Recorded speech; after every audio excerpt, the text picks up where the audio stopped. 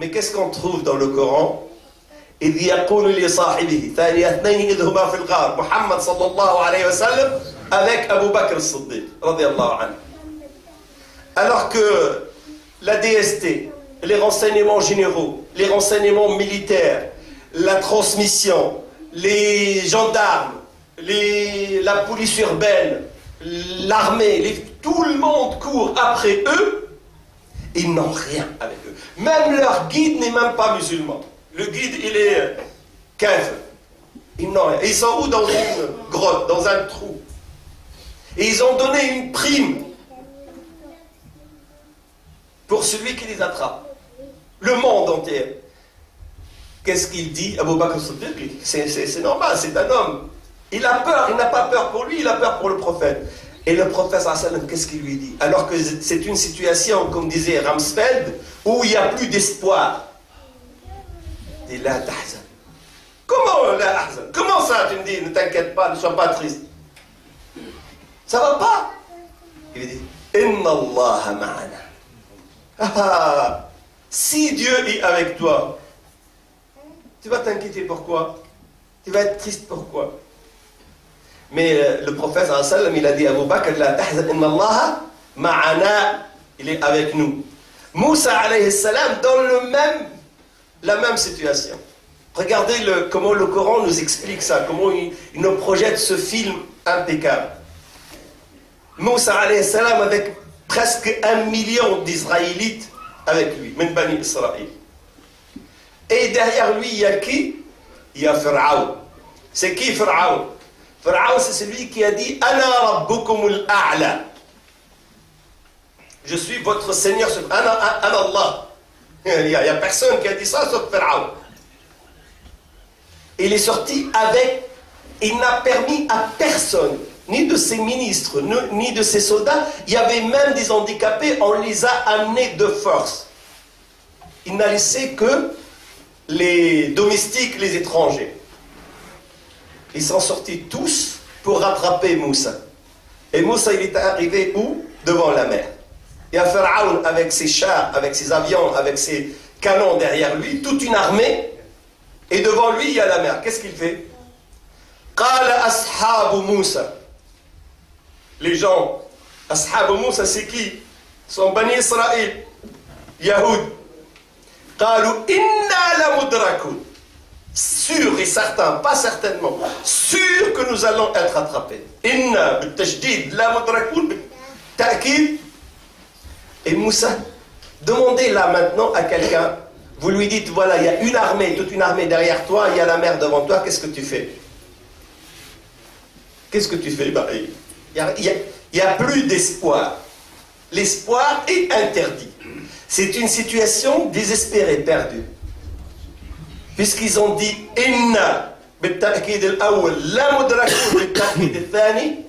Moussa ne leur a pas dit la, il a dit kalla. Lui aussi, il a dit la kalla, c'est-à-dire non, non.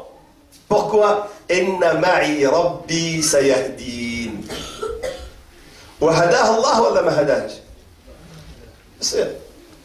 عصا اضرب بعصاك البحر. Un bout de branche. Quand tu es dans une situation complètement désespérée, tu es malade, les médecins te disent, d'ailleurs ils le disent les médecins, quand la situation est désespérée, ils disent il ne reste que la prière. Mon grand-oncle, l'oncle de mon père, il a eu, avec Allah, le cancer.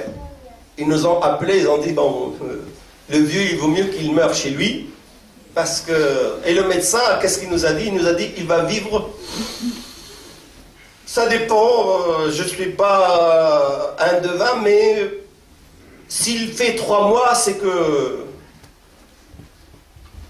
Et puis il n'y a plus rien.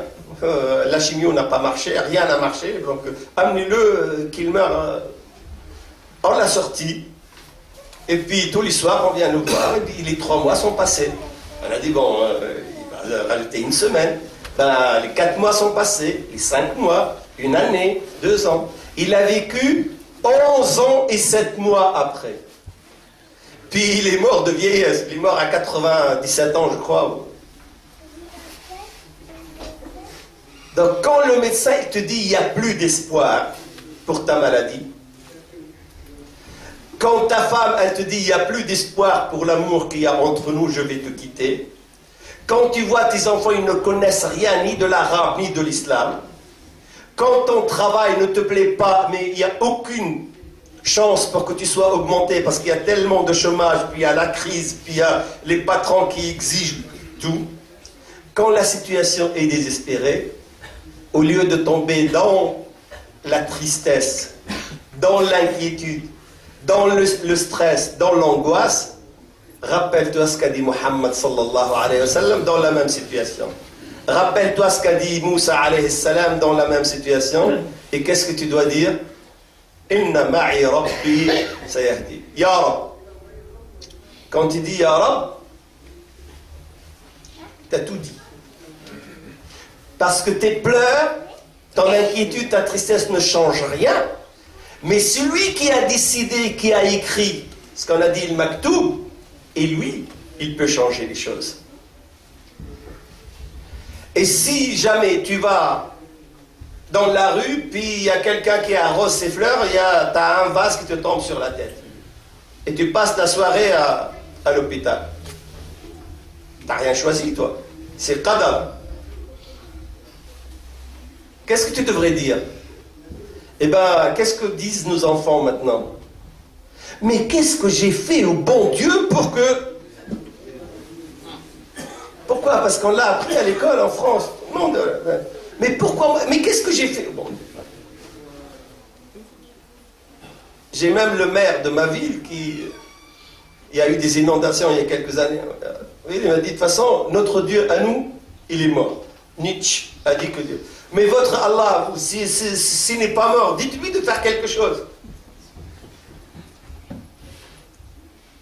Bah toi, au lieu de dire qu'est-ce qui m'est arrivé, pourquoi Dieu, tu devrais penser que normalement tu devrais être écrasé par l'autobus.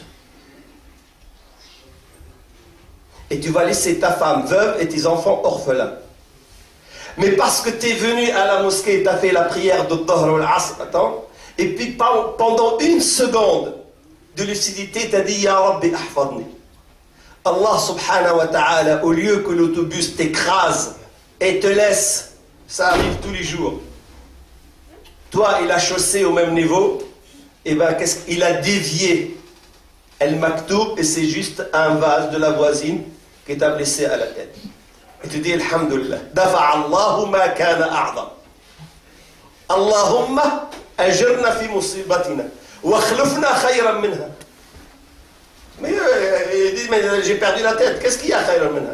Ben dis-le, qu'est-ce que t'en sais toi? Et tarda bi qada.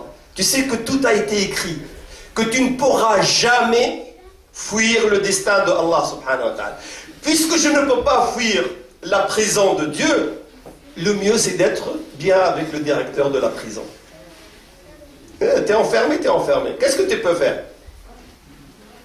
Tu peux crier, tu vas mourir comme tout le monde, tu vas tomber malade comme tout le monde, tu vas être pauvre comme tout le monde. Il va t'arriver, t'es mieux que Muhammad sallallahu alayhi wa sallam, toi. Le prophète sallallahu alayhi wa sallam, il était pratiquement toutes les semaines malade. Iqra'u, lisez ce que dit Aïcha. À chaque fois que quelqu'un tombe malade, elle lui fait une tisane, elle lui fait des herbes, on lui dit Aïcha, comment t'as su faire ça? قالت كان رسول الله صلى الله عليه وسلم كثير الأسقام. Le prophète sallallahu alayhi wa sallam, il était très maladif, il tombe souvent malade.